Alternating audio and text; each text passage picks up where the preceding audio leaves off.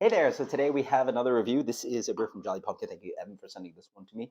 This is a rotating series, and this is IO Saison, which is really weird looking. It's like small I, big I. It's like iOS. I don't know. That's like the most like analogous thing I think like iOS updates. Wild Saison, rose hips, rose petals, hibiscus. So this is gonna be a pink beer.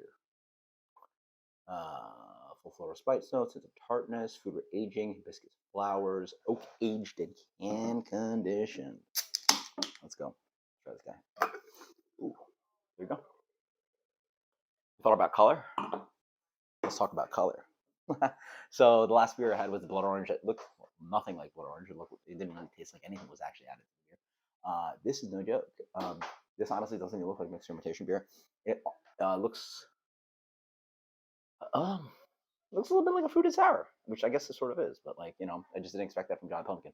John Pumpkin a lot of times like advertise a lot of ingredients in their beer, but then like they're like so nuanced that like again full blind you just never taste them. But then like you really pick apart them, you maybe get them despite like confirmation bias and like knowing what's in there. But there's no joke about this. There's something added obviously when you look at this beer. So the beer comes in this kind of like this little bit of, like rusty brown edge on to it a little bit, which is not too pretty, but it's definitely like a red-ish beer, like a red. Um, like a little bit like a dirty Flanders red. Flanders red looks like this sometimes, right? Yeah, it looks a little bit like that. So, but maybe a little bit more red. So like what, like I think like Duchesse de Bourgogne does a Creek Flanders, something like that, right? Anyway, I think Rodenbach does one too, right? Yeah. Anyway, let's dig into this. A little bit of haze on it, off white, slightly tannish kind of head on the aroma. I don't smell too much on this guy. It is quite fresh. Wow, man, he's fresh. This was literally canned like 2-3 weeks ago. Maybe they like might be that Thanksgiving's coming. The average the color, a little bit of like tart cranberry thing going on.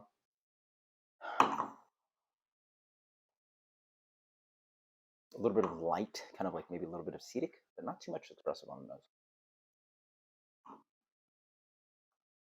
Oh yeah, okay. So this beer is not that sour. I'd say it's a little bit tart. Um, Definitely way less acidic than the Cucurbitophobia that I reviewed. So what here is a little bit of sweetness, like impression of sweetness. Again, all these beers like bone dried, right? They're fermented out, the bread's in there, mixed culture, um, a little bit of acidity, right? These are dry beers, but there's a little bit of like juicy fruit sweetness up front. Like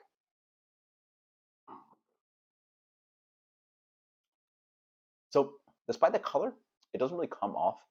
Um, so there is a little bit of like this tart cranberry thing. Again, I suspect a little bit of an impression of color. If I didn't see this beer, I would think also like flavors of like white grapefruit, grapefruit peel. Um, Definitely like a bitter grapefruit thing is definitely prominent in this beer. I would have guessed like grapefruit peel was in this beer if I had to like fully blind guess.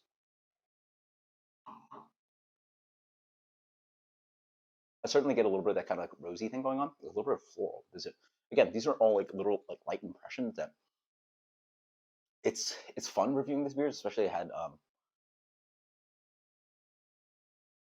I may or may not have had one of these a beer from a beer from this brewery on my advanced historian exam, and had to pick apart that beer. And that beer I thought was like some kind of like fruited goza, and it obviously wasn't.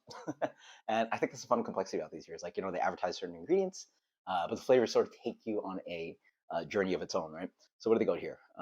Floral, spice notes, light tartness, aging on hibiscus flower. So um,